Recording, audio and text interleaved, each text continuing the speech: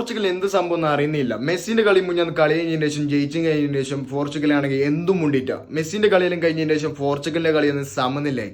അതിൽ കഴിഞ്ഞതിന് ശേഷം ഇവർക്ക് താങ്ങാൻ പറ്റാത്തതുകൊണ്ട് മെസ്സിന്റെ കളിയിൽ മെസ്സി ഫോളോ ആക്കിയിട്ട് റെഡ് കാർഡ് കൊടുത്തിട്ട ഫിഫയും ലെഫ്രി ഒത്തു കളി എന്നാണ് പറയുന്നത്. എന്ത് കാരണത്തിനാണ് നിങ്ങൾ പറയുന്നത്? ലെഫ്രി ആടെ നിൽക്കുന്നതിന്റെ പിന്നെ മാങ്ങറിക്കാനാണോ?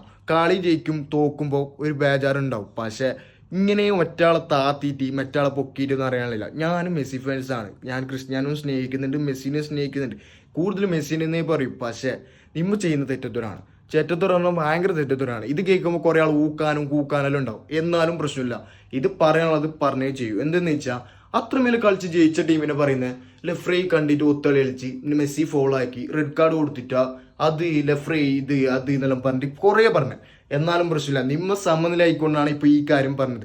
നിമ്മ അഥവാ ജയിച്ചിട്ടുണ്ടെങ്കിൽ എന്തെങ്കിലും മുണ്ടിട്ടുന്നോ? ഇപ്പൊ പോർച്ചുഗൽ ബ്രസീൽ സമനിലായിട്ട് അമ്മ എന്തെങ്കിലും മുണ്ടിയ ഇല്ല.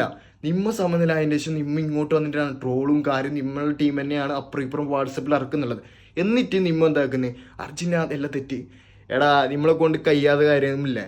പറഞ്ഞോണ്ടിരിക്കാനേ പറ്റൂ. അല്ലാതെ നമ്മളെ കൊണ്ട് ചെയ്ത് കാണിക്കാൻ പറ്റില്ല. എന്നാൽ കളിക്ക്. പിന്നെയില്ല 2 കളി നോക്കി നോക്കാലോ. നമുക്ക് കുറച്ച് ടൈമില്ലേ? കളിച്ചോക്ക്. നോക്കടാ, നിമ്മക്ക് മെസ്സിനെ പുറത്താക്കണമെങ്കിൽ നിമ്മ പൈസ കൊടുത്ത് പുറത്തായിക്കോ. മെസ്സി ഇല്ലാതെ നമുക്ക് കളി ജയിച്ചിട്ട്